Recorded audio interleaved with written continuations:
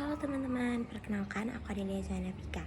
Nah, di kesempatan kali ini aku ingin merangkum materi seputar kepemimpinan Rasulullah SAW, baik dalam aspek ekonomi, keluarga maupun politik. Stay tune. Nah, langsung ke aspek yang pertama, yaitu keluarga. Contoh penerapan karakteristik kepemimpinan Nabi Muhammad SAW dalam keluarga yang pertama. Seorang ayah dapat menunjukkan kasih sayang kepada anak-anaknya dengan bermain dan bercanda bersama mereka.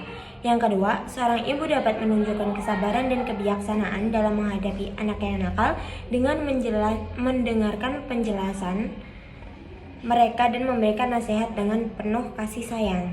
Yang selanjutnya, orang tua dapat menunjukkan keadilan dan kesetaraan kepada anak-anak mereka. Dan yang terakhir, orang tua dapat menjadi teladan bagi anak-anaknya dengan menunjukkan akhlak mulia dan perilaku terpuji.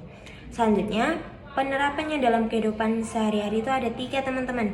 Yang pertama, memberikan hak dan kewajiban yang sama pada mereka. Kedua, tidak membeda-bedakan mereka berdasarkan jenis kelamin, kemudian usia ataupun kemampuan.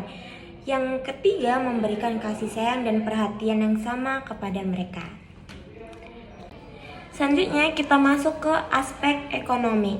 Jadi teman-teman, faktor kepemimpinan Rasulullah dalam aspek ekonomi yaitu faktor kesenjangan, pemerataan, dan berkah.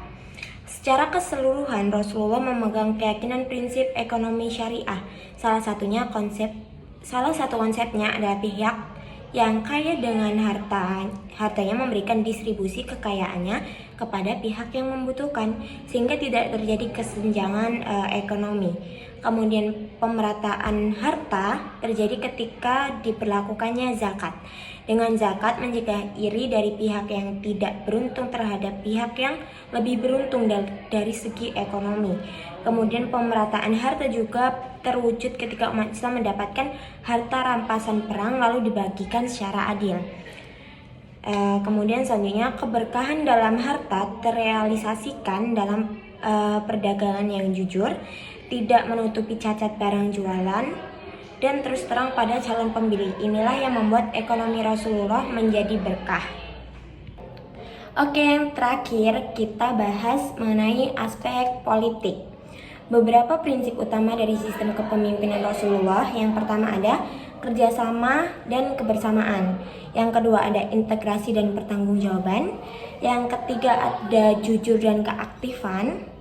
Yang keempat ada amanah. Yang kelima ada kemampuan dan penggunaan kemampuan. Yang keenam ada pertanggungjawaban terhadap rakyat. Dan ketujuh, pemimpin sebagai teladan. Jadi itu teman-teman yang saya rangkum dari beberapa materi yang sudah kita bersama pelajari beberapa pertemuan yang lalu. Terima kasih.